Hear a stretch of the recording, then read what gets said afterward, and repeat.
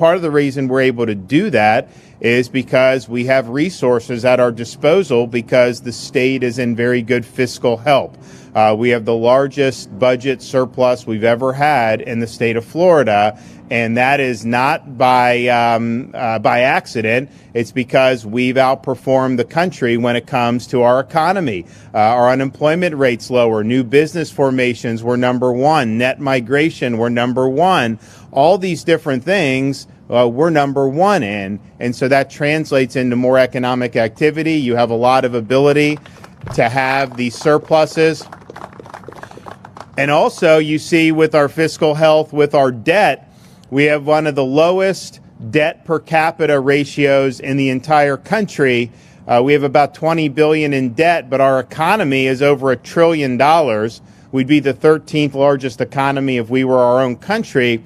And if you look at the debt per capita that each Floridian would owe, if you broke it out, it'd be about $767 to service Florida's debt for every Floridian. Now, what does that mean? Well, the federal government is $31 trillion in debt, and if you portion that to each individual American to pay it off, would be about $92,000 per American. And so we're in very good fiscal shape. I mean, honestly, there's an argument sometimes you want to do even more debt than we have because sometimes these projects are cheaper when we had the really low interest rates. But that's neither here nor there. We've retired a lot and we'll continue to be good. So because of that, you can have great emergency response. You can have all that. But if you don't have resources, then you got to beg other people to be able to do all this. And so we've been able to step up from the state, put our money where our mouth is. Hello, friends. Friends, there is big news from the White House.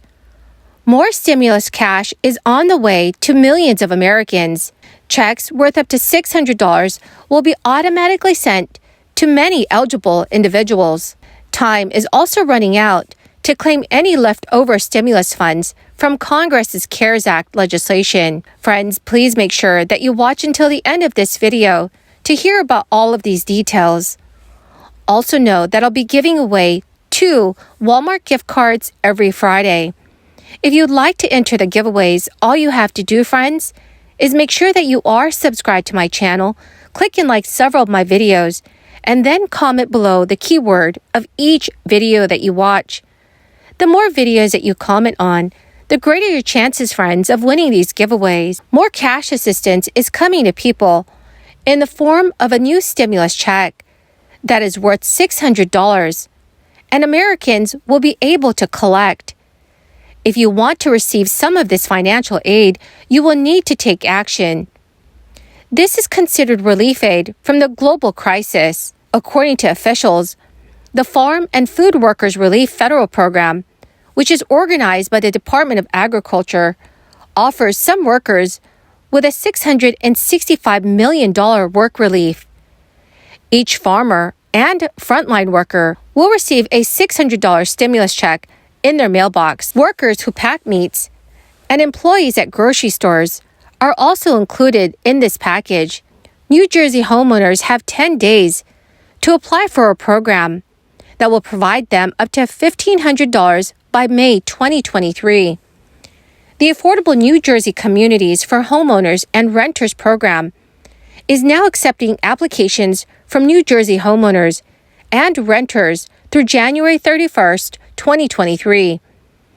The program will give homeowners $1,500 if their annual income is $150,000 or less, and $1,000 if their annual income is over $150,000.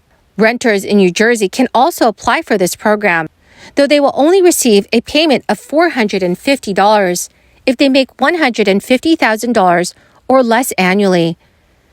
The Division of Taxation recommends that renters apply online.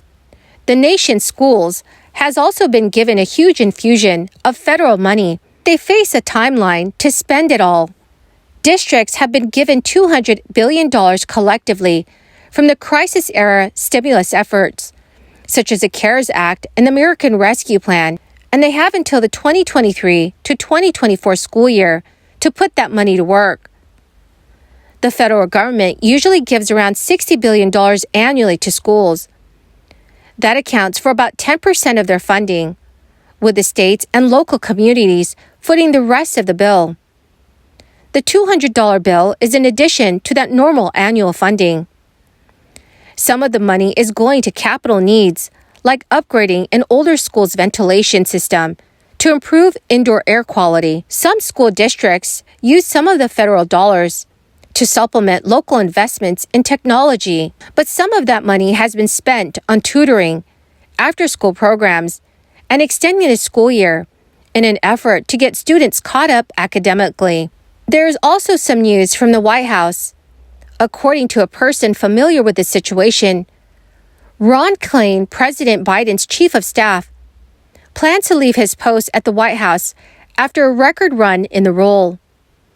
The longest-serving first chief of staff for any Democratic president, Ron Klain oversaw an up and down 2 years for the administration.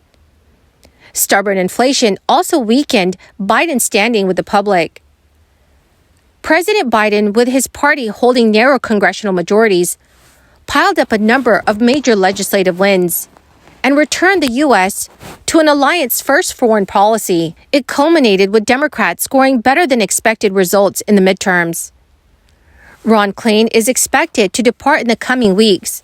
He finalized his decision to leave to coincide with the administration's 2-year anniversary, which he and other staffers marked Friday with a hearty celebration of their accomplishments. It comes as the Biden administration enters a new phase of Biden's presidency, pivoting from legislating to fending off investigations by the new House GOP majority and preparing for the president's likely re-election campaign. Despite Biden's low approval numbers and persistent inflation, Democrats did far better than expected in the November midterm elections, validating Biden's tenure and Klain's approach to many issues. President Biden, who relied heavily on Ron Klain and a small group of senior aides who have been with him for years, had urged him to remain in the job.